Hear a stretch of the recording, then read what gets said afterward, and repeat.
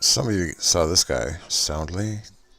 Went out to the Lake Pontchartrain train transmission lines, and it appears like that these transmission lines are bending down convex, as if the Earth were convex round.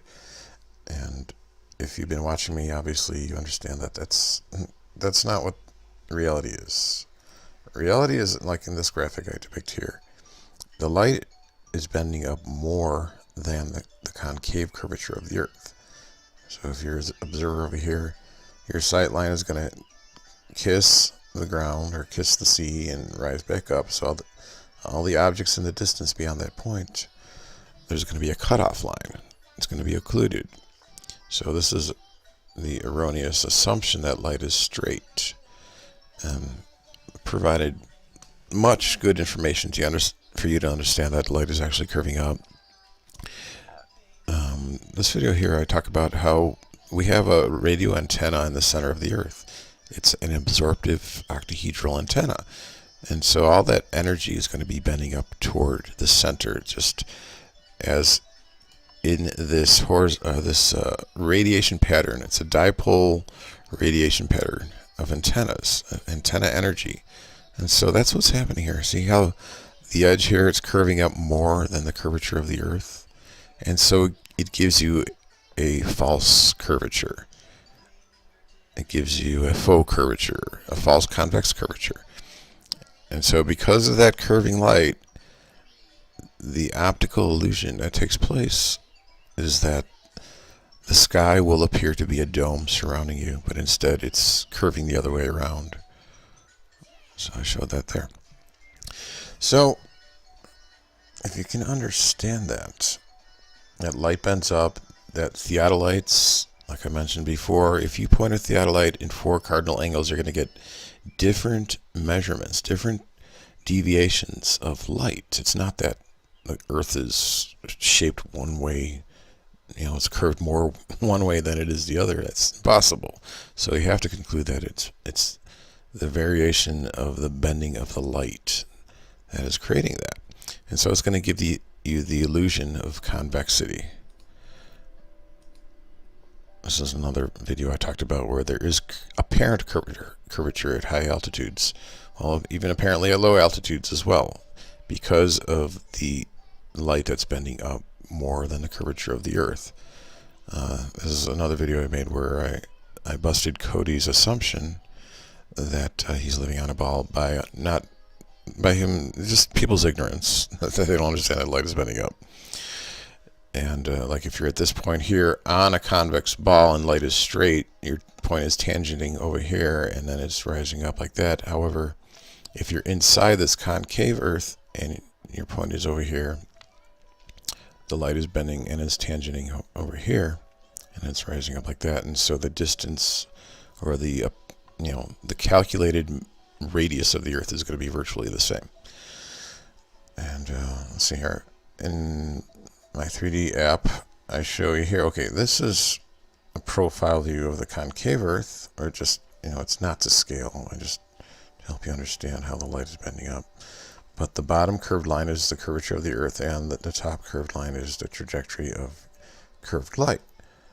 If you were on a convex ball, the bottom curve would be the convex curvature of the false Earth, and then you have this straight line of sight which is tangenting, somewhere very nearby. If we zoom in real close here,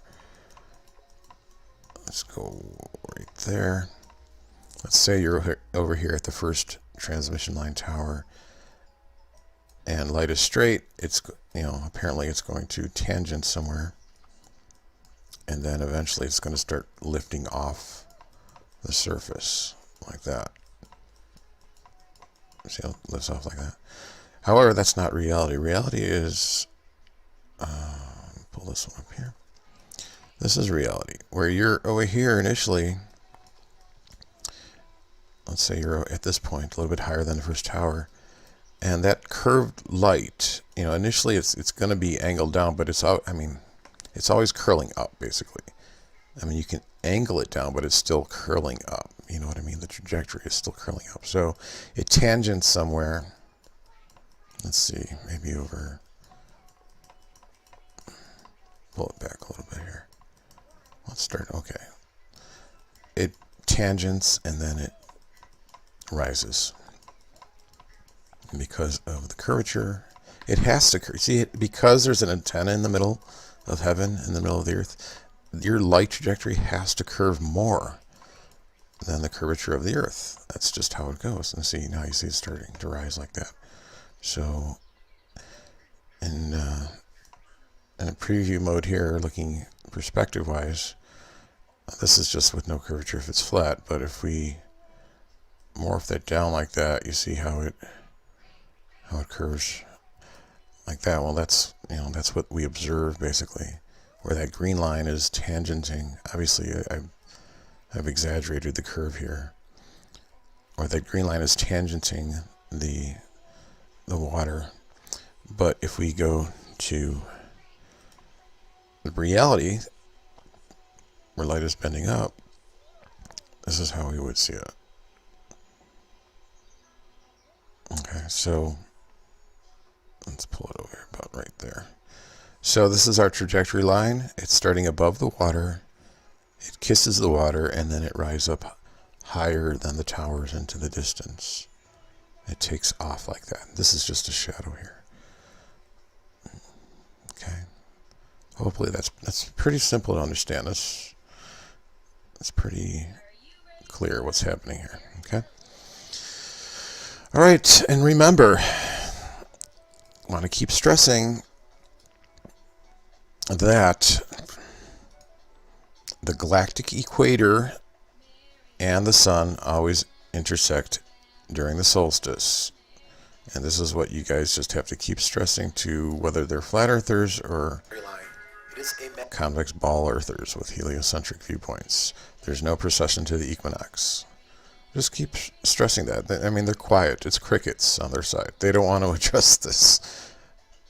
And it's a time bomb waiting to go off. So understand you're living inside, and for the most part, people out there, you've been duped. It's a divine dupe. Thanks.